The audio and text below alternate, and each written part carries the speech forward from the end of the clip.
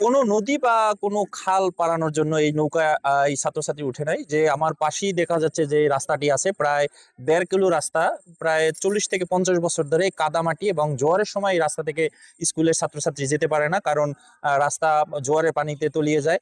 এই আপনার কথা বলতেছিলাম যে এই স্কুলের হেডমাস্টারের সাথে, তিনি বলছিলেন যে আসলে এই ৩৫ বছর ধরে তিনি এই স্কুলের হেডমাস্টার আছেন, তিনি একাধিকবার জনপ্রতিনিধি এবং একাধিকবার অফিসের সাথে যোগাযোগ করেও কোনো লাভ হয়নি। আমরা যদি এই কোমলমতি শিক্ষার্থীর সাথে যদি কথা বলি যে আসলে এই রাস্তা থুয়ে কেন তারা এই মানে নৌকা পথে যায়, আসলে আপনারা কেন এই রাস্তা থুয়ে নৌকা পথে যান? আমাদের অনেক কষ্ট, আমরা স্কুলে আসতে পারি না, এই যে নৌকা দিয়ে যাতায়াত করতে হয়, তারপর আমাদের রাস্তা অনেক কাদা। এই কারণে আমরা স্কুলে যাইতে পারি না। যে সময় আমাদের মাঝে অসুস্থ থাকে ওই সময় আমাদের এই নৌকায় স্কুলে আর যাওয়া আসা হয় না। অনেক সময় আমাদের পরিবার থেকে আমাদের স্কুলে যেতে দেয় না, এই কারণে আমরা সাঁতার জানি না অনেকে। তারপর অনেক সময় বৃষ্টি হয়, অনেকে ছাতা থাকে না, আমরা যাইতে পারি না স্কুলে।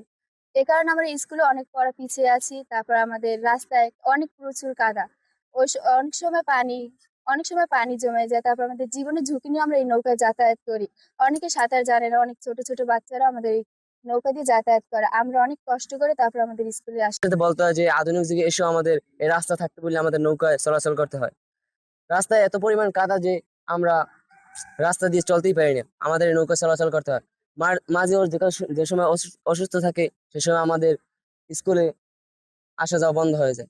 ভিজা যায় এই নৌকা যাওয়া লাগে কাদার জন্য। কাদা, রাস্তা অনেক পানি কাদা, সাঁতার জানি না নৌকায়। খুবই কষ্টকর, কারণ আমাদের এই এই রাস্তাটার কূপের কারণে বন্যার পানিতে এবং জ্বরের পানিতে তখন তলিয়ে যায়, তখন আমি এই নৌকা নিয়ে বাচ্চাদেরকে স্কুলে আনি। স্কুলে আনি এবং আসা যাওয়ার জন্য কিছু কিছু ছোট ছোট বাচ্চা আছে, এই বাচ্চারা সময় সময় আপনার নৌকাতে কোলে করে উড়াইতে হয়, আবার কোলে করে নামাই দিতে হয়, অনেকই কষ্ট হয়। এর বিনিময় মনে করেন পোলাপানে কেউ কিছু যদি মনে চায় দেয়, কেউ দেয় না। আমি নিজের নিজের উদ্যোগেই আমাদেরও বাচ্চারা এই স্কুলে লেখাপড়া করে, আমার নাতিও লেখাপড়া করে, সেই জন্যই আমি এই উদ্যোগটা নিছি। যে গার্ডিয়ানরা সবসময় আতঙ্কে থাকে, তার ছোট্ট ছোট্ট ছেলেমেয়েরা এখানে আসে, যে কারণে এই নৌকায় থেকে যে কোনো সময় যে কোনো ধরনের দুর্ঘটনা ঘটতে পারে।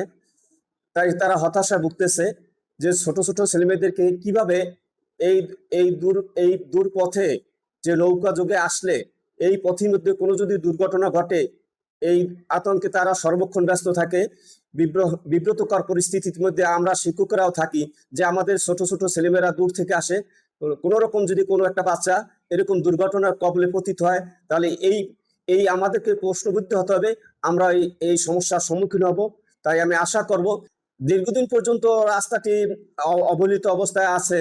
হয়তো স্থানীয় মেম্বারের সাথে আমরা বারবার বলেছি, বলার সত্ত্বেও এই রাস্তাটি পুনঃ মেরামত করা সম্ভব হয়নি, যার জন্য আমরা এই ভোগান্তি ভুগতেছি। তো এই যে মাধ্যমিক বিদ্যালয় স্থাপিত হওয়ার পর থেকে এই রাস্তার জন্য বহুত তদবির করা হয়েছে, বহুত জায়গায় যাওয়া হয়েছে, অথচ হয়নি।